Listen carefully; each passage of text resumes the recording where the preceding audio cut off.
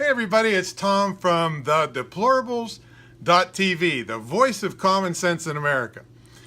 Well, I got another pet peeve on what's been going on with an argument about we are a nation of immigrants.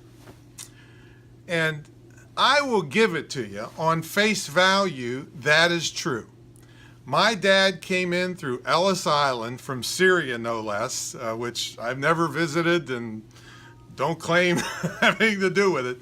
But at that time, and clear up, through the 60s and 70s and 80s and 90s,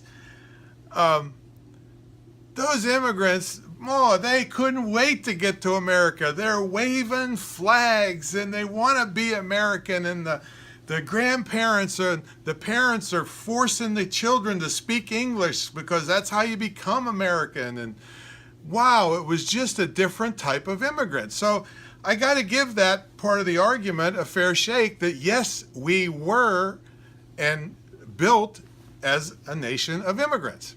Okay.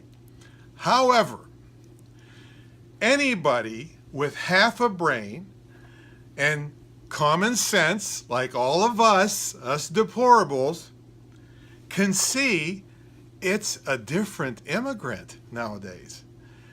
There's studies, I can't name the places, but reputable studies that are on all the major news media, that a high percentage of people that come here as immigrants believe in Sharia law.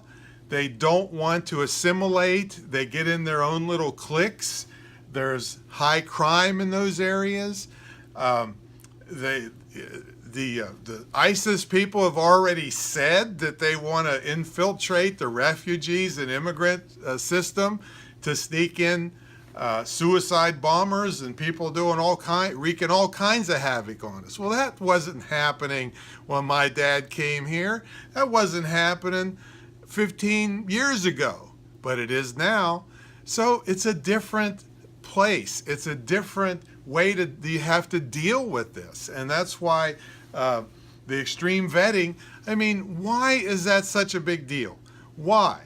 How ridiculous does somebody have to be to think that, okay, somebody with no papers, and a lot of them aren't little kids and wives that are starving. A lot of them are 20-something young men that hate America, can't wait to wreak havoc over here, take advantage of all the benefits that are given to people that come here with nothing.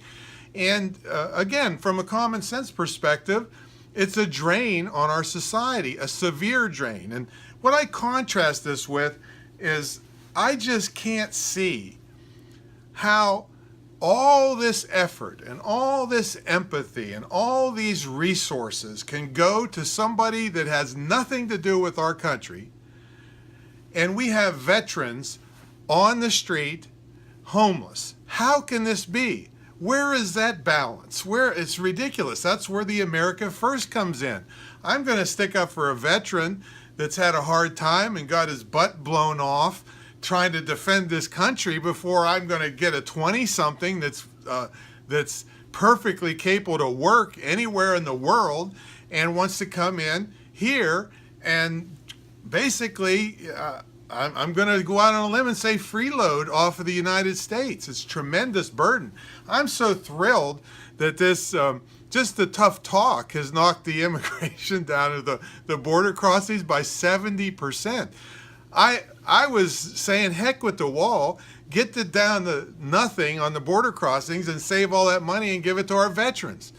I don't think any deplorable would bitch about that, with no wall but no homeless veterans. How about that? Is that a fair trade? So anyway, that's not my not so humble opinion on immigration. It's a different type of immigrant. And yes, there's plenty of good ones, but a few bad ones can wreak havoc on good, solid Americans in the United States, and we don't want that. All right? If I wanted to be like them, I would move to their country and assimilate over there. But they come here and want to bring their values and corrupt our good values. So I'm not for that, you can tell. but I am for a safe and prosperous USA, and that's where we're headed. So anyway, I want to go around and showcase that with my Deplorables TV series. So please support it, spread the word, subscribe to the channel, hit the crowdfunding site. Any couple bucks you throw in is great. If you throw in enough, we'll highlight you on the show. So anyway, that's my little common sense approach to immigration.